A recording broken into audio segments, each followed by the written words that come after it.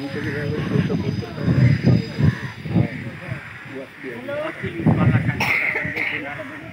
गौतम बुद्ध, बोधिसत्व परमपूज्य डॉक्टर बाबासाहेब आंबेडकर यांना वंदन आणि आजच्या मंचावर उपस्थित असलेले पानसरे साहेब, देशमुख साहेब, कांबळे साहेब, पगार साहेब, डॉक्टर साहेब आणि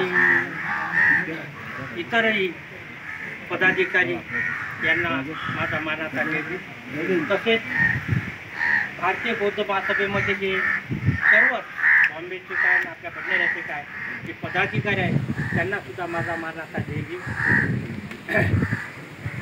मी असा काही खास कवी नाही, परंतु आमचे जे हे 7 वर्षापासून हा उपक्रम चालू आहे आणि आमचे जे प्रणेते आहेत बोरकरजी सर, प्रकाशजी बोरकर सर आणि पुष्पाताई मॅडम यांच्या मार्गदर्शनामधूनच मी हे कवितेचा छंदही लागला आणि या कार्यक्रमामध्ये हे करतो।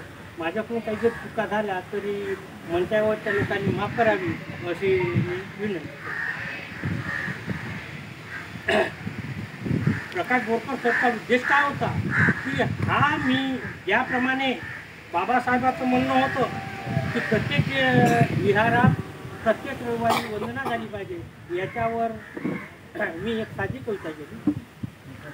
जिल्हा संघटक प्रकाश बोरकर बोलतोय मी, जिल्हा संघटक प्रकाश बोरकर बोलतोय मी, एक एक माणूस जोडीनं मी, समतेचा गाळा ओढीनं मी, समतेचा गाळा ओढीनं। भारतीय बौद्ध महासंघ प्रत्येक गावात नेईन मी, भारतीय बौद्ध महासंघात जोडीन मी। भारतीय बौद्ध महासंघ रविवारची वंदना प्रत्येक गावातील विहारात घेईन मी, भारतीय बौद्ध महासंघात प्रत्येक माणूस जोडीन मी। वंदनेपासून वंचित राहिलेल्या माणसाला प्रोत्साहित करीन मी, प्रत्येकासोबत प्रेमाने वागून प्रत्येकाचे मने जिंकेन मी। वंदना संघात प्रत्येक माणूस जोडीन मी, रविवारच्या वंदनेचा संकल्प पूर्ण करीन मी।